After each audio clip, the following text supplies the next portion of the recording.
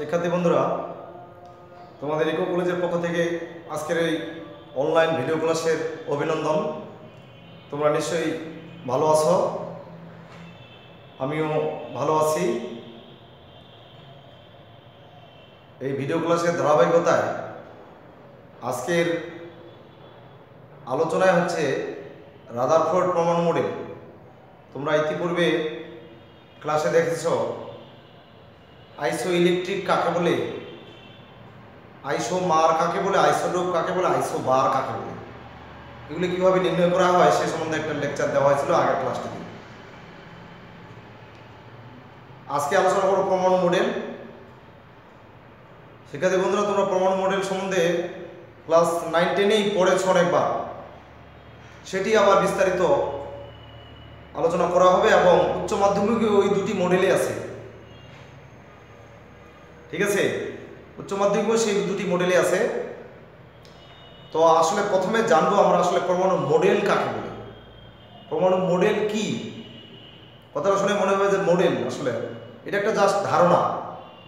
পরমাণু গঠন সম্বন্ধে বিভিন্ন বিজ্ঞানী বিভিন্ন মতবাদ পোষণ করেন, মত প্রকাশ করেন। কথা বোঝা গেছে? পরমাণুর গঠন সম্বন্ধে বিভিন্ন বিজ্ঞানী বিভিন্ন মত প্রকাশ করেন। এই বিজ্ঞানীদের এক একটি মতবাদ পরমাণু মডেল নামে পরিচিতি। কথা বোঝা গেছে? তোমরা লিখে নিতে পারো পরমাণু মডেল কাকে বলে। কি লিখবে? পরমাণুর গঠন সম্পর্কে বিভিন্ন বিজ্ঞানী বিভিন্ন মত পোষণ করেন, মতবাদ ব্যক্ত করেন। পরমাণুটা আসলে কেমন, এই যে মতবাদ ব্যক্ত করেছেন বিজ্ঞানীদের এক একটি মতবাদ এক একটি মডেল নামে পরিচিতি। রাদারফোর্ড এর মতে পরমাণুটা কেমন? বিজ্ঞানী রাদারফোর্ড পরমাণু গঠন সম্বন্ধে একটা ধারণা দিয়েছিলেন, সেটা রাদারফোর্ড মডেল। বিজ্ঞানী নিলস বোর রাদারফোর্ড মডেলকে সংশোধন করে নিলস বোর একটি মতবাদ পরমাণু গঠন সম্বন্ধে একটা ধারণা দেন, সেটা বোর মডেল। বোর মডেলের সংশোধন করে বিজ্ঞানী কিছু থমসন এরকম একটা মডেল দিয়েছেন, থমসন মডেল। আরও ব্যাখ্যা করেছিলেন সোডিঞ্জার। অনেক এরকম মডেল আছে পরমাণু গঠন সম্বন্ধে। তো তোমাদের এই সিলেবাসে দুইটাই পড়তে হবে, রাদারফোর্ড পরমাণু মডেল এবং বোরের পরমাণু মডেল। শিক্ষার্থী বন্ধুরা, আমরা প্রথমেই যেটা আলোচনা করবো সেটা হচ্ছে রাদারফোর্ড পরমাণু মডেল। আমরা লিখি রাদারফোর্ড পরমাণু মডেল। রাদারফোর্ড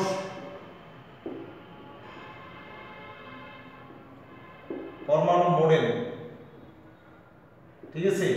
এই রাদারফোর্ড পরমাণু মডেল এটা 1911 সালের ঘটনা, ঠিক আছে?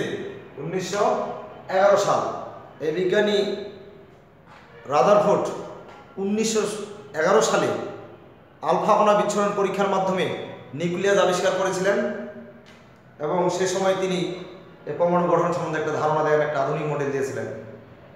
তার ধারণা অনুসারে মডেলটা কি এখন দেখো, এসএসসির বইয়ে তোমরা পড়েছিলে ওইটাও হবে। আরও একটু বিস্তারিত আলোচনা করা হচ্ছে যে রাদারফোর্ড পরমাণু মডেলটা কি। রাদারফোর্ডের মতে পরমাণুতে দুটা অংশ থাকবে। এক নম্বর স্বীকার্য, রাদারফোর্ড মডেলের 1 নম্বর স্বীকার্য লিখবে প্রত্যেক পরমাণুর দুটি অংশ থাকবে, একটি নিউক্লিয়াস আর একটি নিউক্লিয়াস বহির্ভূত অঞ্চল। এই যে নিউক্লিয়াস আর নিউক্লিয়াস বাইরের অঞ্চল, এইটা নিউক্লিয়াস, এটা নিউক্লিয়াস আর এটা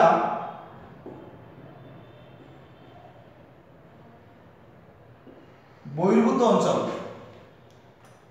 নিশ্চয়ই বুঝতে পারছো, দেখো নিউক্লিয়াস বহির্ভূত অঞ্চল, ঠিক আছে?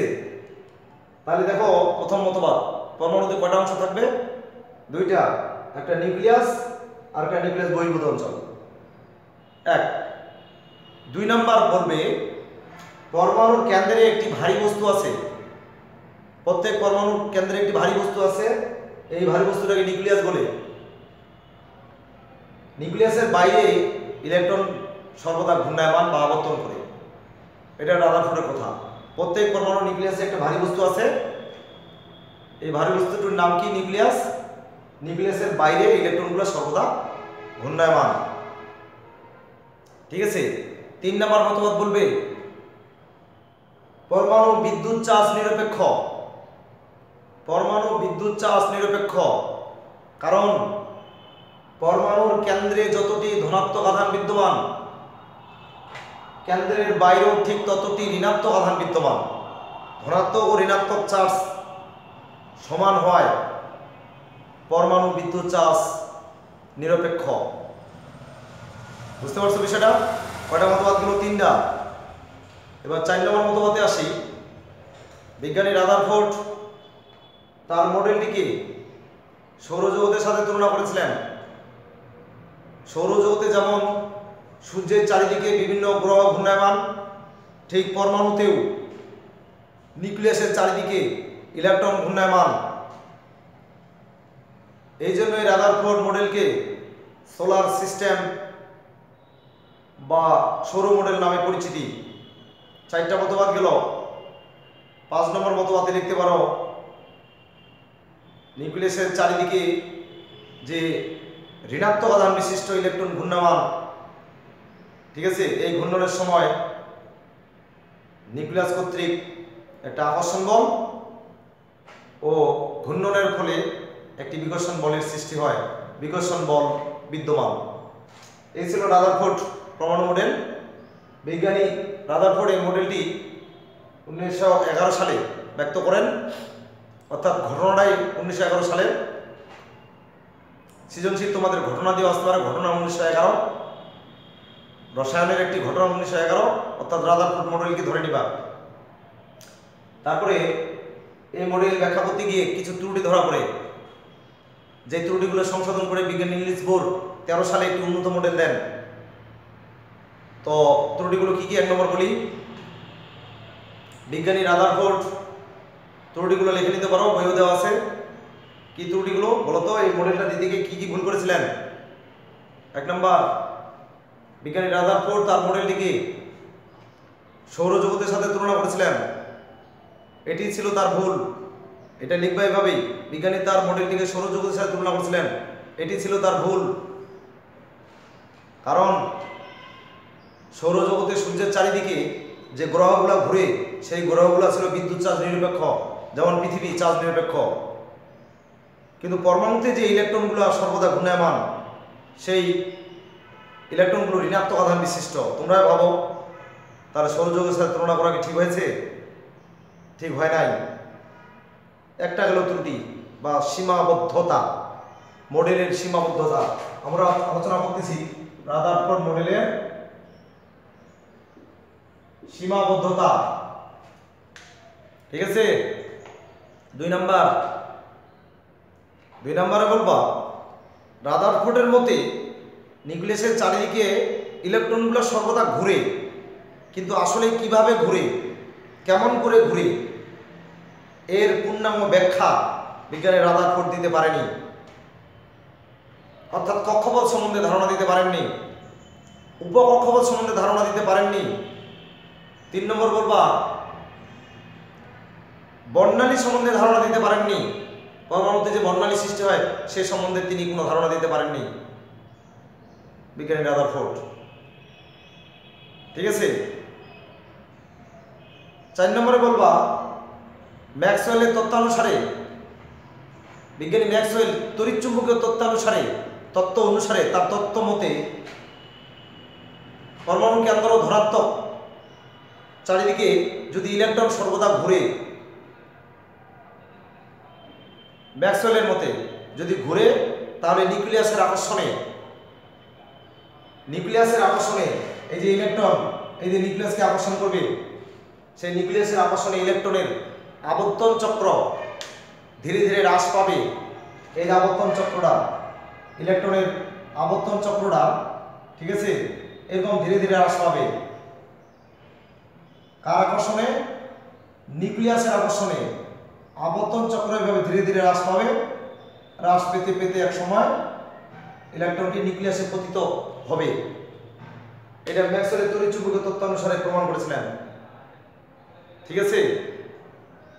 যদি ইলেকট্রন নিউক্লিয়াসে পতিত হয়ে যায়,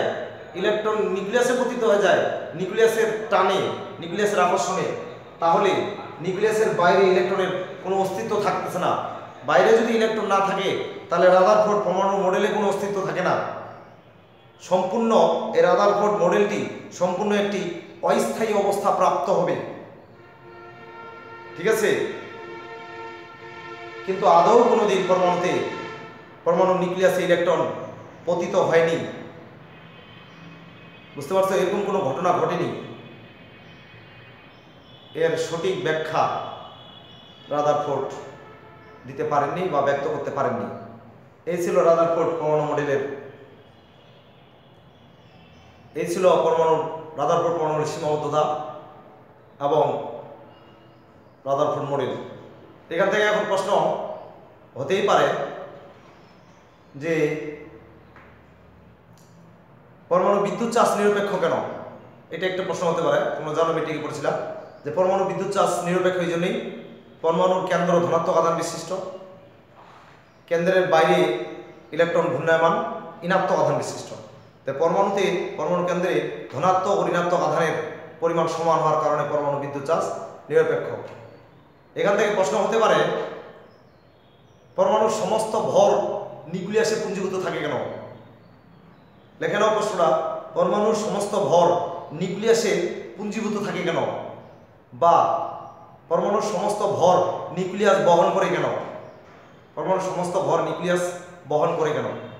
এর উত্তরটা লিখবা এটাই যে পরমাণু যেহেতু বিভাজ্য, পরমাণুকে ভেঙে পাওয়া গেছে কয়েকটি কণা, স্থায়ী কণা 3টি পাওয়া গেছে, ইলেকট্রন, প্রোটন, নিউট্রন। এই 3 ধরনের কণা পরমাণু ভেঙে পাওয়া গেছে, তোমরা জানো এটা। পরমাণুকে ভেঙে কয়টি কণা পাওয়া গেছে? ইলেকট্রন যোগ প্রোটন যোগ নিউট্রন। ইলেকট্রন, প্রোটন যোগ নিউট্রন, 3 ধরনের কণা। তোমরা বলবা এটাই। তো প্রশ্নটা শোনো, প্রশ্নটা লিখে নাও। পরমাণুর সমস্ত ভর নিউক্লিয়াসে পুঞ্জীভূত থাকে কেন? লিখবা পরমাণুকে বিশ্লেষণ করলে 3টি স্থায়ী কণা পাওয়া যায়, ইলেকট্রন, প্রোটন, নিউট্রন। এই 3টি কণার মধ্যে ইলেকট্রনের আপেক্ষিক ভর শূন্য। ইলেকট্রনের আপেক্ষিক ভর শূন্য, ঠিক আছে। ইলেকট্রনের আপেক্ষিক ভর শূন্য। শুধু তাহলে প্রোটন আর নিউট্রনের ভর থাকলো, আর প্রোটন আর নিউট্রন মিলে ফের আবার দেখো নিউক্লিয়াসের সৃষ্টি। তাহলে প্রোটন আর নিউট্রনের ভর থাকলো, ইলেকট্রনের ভর নেই। তাহলে প্রোটন নিউট্রন মিলে যেহেতু নিউক্লিয়াসের সৃষ্টি, তাহলে নিউক্লিয়াসের ভরই পরমাণুর ভর, নিউক্লিয়াসের ভরটাই তাহলে পরমাণুর ভর। এই জন্যই পরমাণুর সমস্ত ভর নিউক্লিয়াসে পুঞ্জীভূত থাকে। বিজ্ঞানী এই 1911 সালে বিজ্ঞানী এই রাদারফোর্ড এই মডেলটি দেওয়ার পরেই যে ত্রুটিগুলো ছিল সেই ত্রুটিগুলোকে সংশোধন করে বিজ্ঞানী নিলস বোর একটি উন্নত মডেল প্রদান করেন, যাকে বোর মডেল বলে। ঠিক আছে, তোমরা খাতায় লেখে নাও নিলস বোরের পরমাণু মডেল, লেখে নাও বোর মডেল। ঠিক আছে, এটা মিশিয়ে দিলাম আমি, বোর পরমাণু মডেল।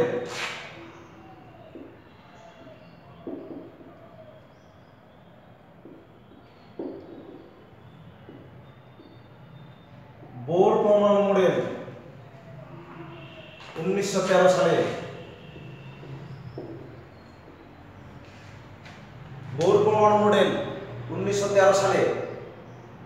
ঠিক আছে, 1913 সালে বিজ্ঞানী নিলস বোর রাদারফোর্ড পরমাণু মডেল এর ত্রুটিগুলোকে সংশোধন করে একটি উন্নত পরমাণু মডেল প্রদান করেন, যেটা নিলস বোর পরমাণু মডেল নামে পরিচিতি। বিজ্ঞানী বোর মডেল অনুসারে তার স্বীকার্যগুলি হলো, নাম্বার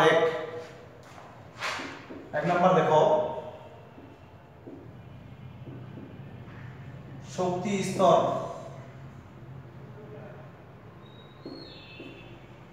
সম্পর্কিত মতবাদ। এই মতবাদটা শোনো এখন। বিজ্ঞানী রাদারফোর্ড বলছিল নিউক্লিয়াসের চারিদিকে ইলেকট্রনগুলো ঘুরে, কিন্তু এটাকে সংশোধন করে বিজ্ঞানী নিলস বোর বলল প্রত্যেক পরমাণুর নিউক্লিয়াসের চারিদিকে ইলেকট্রনগুলো কতগুলো অনুমোদিত বৃত্তাকার কক্ষপথে ঘুরে। কি বুঝতে পারছো? আবার বলি, বোরের মতবাদ অনুসারে শক্তি স্তর সম্পর্কিত মতবাদ, প্রত্যেক পরমাণুর নিউক্লিয়াসের চারিদিকে ইলেকট্রনগুলো কতগুলো অনুমোদিত বৃত্তাকার কক্ষপথে ঘুরে। এই বৃত্তাকার কক্ষপথগুলিকে অরবিট বলে। অরবিট বা সেল বা শক্তি স্তর বলে তিনটা নাম। এই যে নিউক্লিয়াসের চারিদিকে ইলেকট্রনগুলো কতগুলো অনুমোদিত বৃত্তাকার কক্ষপথে ঘুরে, এই কতগুলো অনুমোদিত বৃত্তাকার কক্ষপথে ঘুরে। এই বৃত্তাকার কক্ষপথগুলিকে কি বলে? অরবিট বা সেল বা শক্তি স্তর বলে। শক্তি স্তর বলে। এখান থেকে তোমার সংজ্ঞা থাকলো অরবিট কাকে বলে। এখান থেকে সংজ্ঞা থাকলো অরবিট কি, তুমি বলবে নিউক্লিয়াসের চারিদিকে যে নির্দিষ্ট কক্ষপথে ইলেকট্রনগুলো ঘূর্ণায়মান, সেই কক্ষপথগুলিকে অরবিট বলে। অরবিট বা সেল বা শক্তি স্তর বলে। এই শক্তি স্তরগুলিকে এন দ্বারা প্রকাশ করা হয়। এই যে এন দ্বারা প্রকাশ করা হয়। এন এর মান 0, 1, 2, 3, 4 ইত্যাদি। দেখো, এন এর মান 0, 1, 2, 3, 4 ইত্যাদি। বুঝো নাই? এই যদি এন এর মান 1 হয় তাহলে কে সেল বোঝায়? এই যে যদি এন এর মান 2 হয় তাহলে এল সেল বোঝায়। যদি এন এর মান 3 হয় তাহলে এম সেল বোঝায়। যদি এন এর মান 4 হয় তাহলে এন সেল বোঝায়। এই যে এন এর মান 1 হলে কে, এন এর মান 2 হলে এন, এন এর মান 3 হলে এম, এন এর মান 4 হলে এম। কথা বোঝা গেছে? এই শক্তি স্তরগুলি প্রতিটি গোলাকার, মনে রাখবা। এই অরবিট বা শক্তি স্তরগুলি গোলাকার। তবে এন এর মান বৃদ্ধির সঙ্গে সঙ্গে শক্তি স্তরের আকার বৃদ্ধি হয়। দেখো, এই যে এন এর মান 1 কে, এন এর মান 2 এল, এন এর মান 3 এম, এন এর মান 4 এম, 5 কে, এল এম এন ও। এই যে বিষয়টা দেখো, হ্যাঁ, এই যে এই ছিল শক্তি স্তর সম্পর্কিত মতবাদ। এখানে আরেকটা কথা বলতে পারো, নিউক্লিয়াসের চারিদিকে যখন ইলেকট্রন নির্দিষ্ট কক্ষপথে ঘুরে তখন শক্তি শোষণ এবং বিকিরণ করে না। নির্দিষ্ট কক্ষপথে, যে কোনো নির্দিষ্ট কক্ষপথে যদি ইলেকট্রন আবর্তন করে তখন শক্তি শোষণও করে না, বিকিরণও করে না। অর্থাৎ স্থির কক্ষপথে ইলেকট্রন ঘুরতে থাকে। এই গেল শক্তি স্তর সম্পর্কিত মতবাদ। এরপর আলোচনা করব নাম্বার 2, কৌণিক ভরবেগ সংক্রান্ত মতবাদ। দেখো, কৌণিক ভরবেগ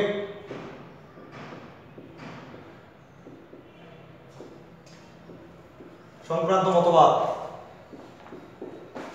তোমরা লিখবে যে কোনো পরমাণুর এনতম কক্ষপথের কৌণিক ভরবেগ নির্দিষ্ট।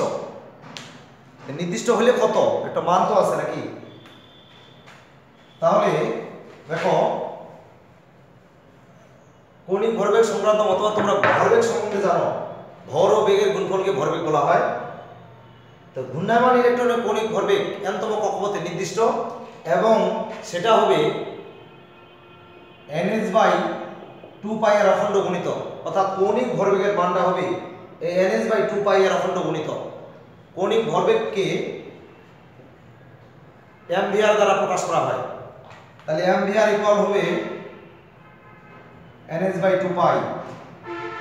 এমভিআর ইকুয়াল হবে nh/2π। এই এমভিআরটা হচ্ছে ইলেকট্রনের কৌণিক ভরবেগ, এমতে হচ্ছে ইলেকট্রনের ভর, ভিতে হচ্ছে ইলেকট্রনের বেগ, আর তে হচ্ছে কক্ষপথের ব্যাসার্ধ, কক্ষপথের ব্যাসার্ধ। এন তে কক্ষপথ, এস তে প্লাঙ্ক দৈর্ঘ্য আগে পড়ানো হয়েছে, পাই এর মান জানা আছে। এই অ্যাম্পিয়ার ইকুয়াল ns/2 পাই এর অখণ্ড গুণিতক, অর্থাৎ বলা হয়েছে এই কৌণিক ভরবেগের মানটা ns/2 পাই এর মানের হবে সমান। mvr এর মানটা হবে ns/2 পাই এর মানের সমান। এটাই হচ্ছে ইলেকট্রনের কৌণিক ভরবেগ সংক্রান্ত একটি মতবাদ। আমরা এরপরে যেটা আসবো 3 নম্বর মতবাদ।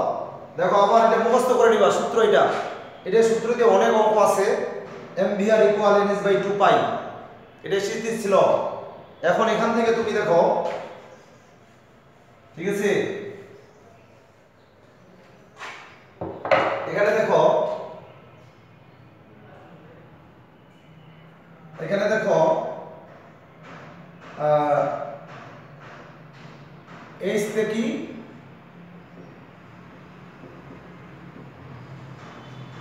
প্লাঙ্ক ধ্রুবক, এইচ তে প্লাঙ্ক ধ্রুবক, প্লাঙ্ক ধ্রুবকের মান আছে 6.626 into 10 to the power minus 27 arc second, और 6.626 into 10 to the power minus 34 joule second. এখন দেখো এখানে কিভাবে আর্ক সেকেন্ডকে জুল সেকেন্ডে পরিণত করা যায়। তোমরা জানো যে 10 to the power 7 আর্ক সমান সমান 1 জুল, অর্থাৎ 10 to the power 7 কে এই ভাগ দিলেই তুমি জুল পেয়ে যাবে। এই মানটা কি, এই যে 10 to the power 27, এই মানটাকে 10 to the power 7 দ্বারা ভাগ দিলে তুমি জুল একক পেয়ে যাবে। এটাই হচ্ছে প্লাঙ্ক ধ্রুবক, এটা মুখস্থ করবা। তো এরপরে যেটা আসবো আমরা 3 নম্বর মতবাদ।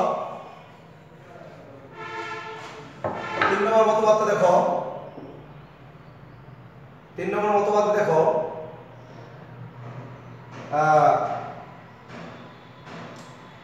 শক্তি শোষণ ও বিকিরণ সংক্রান্ত মতবাদ।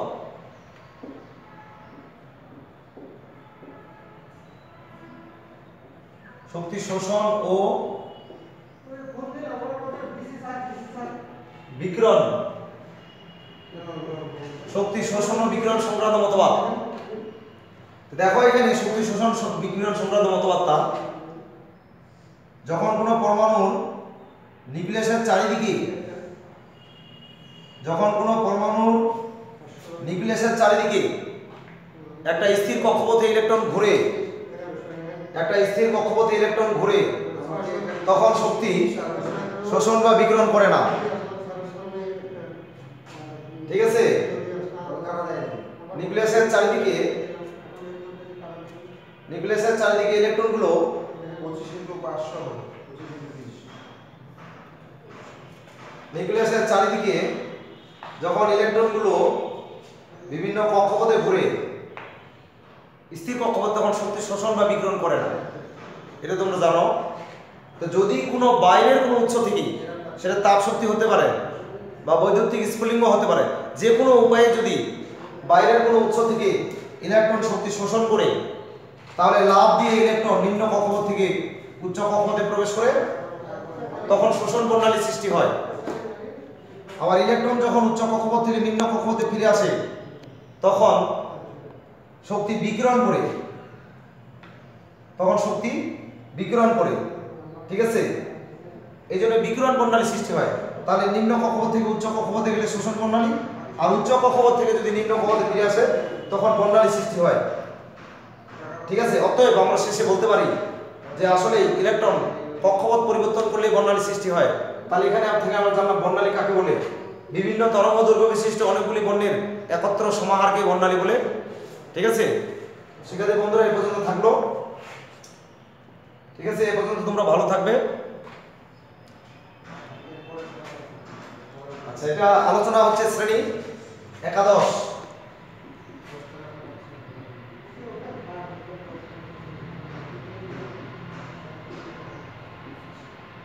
শ্রেণী একাদশ। ঠিক আছে শিক্ষার্থী বন্ধুরা, এই পর্যন্ত তোমরা সুস্থ থাকবে, দেখা হবে আবার।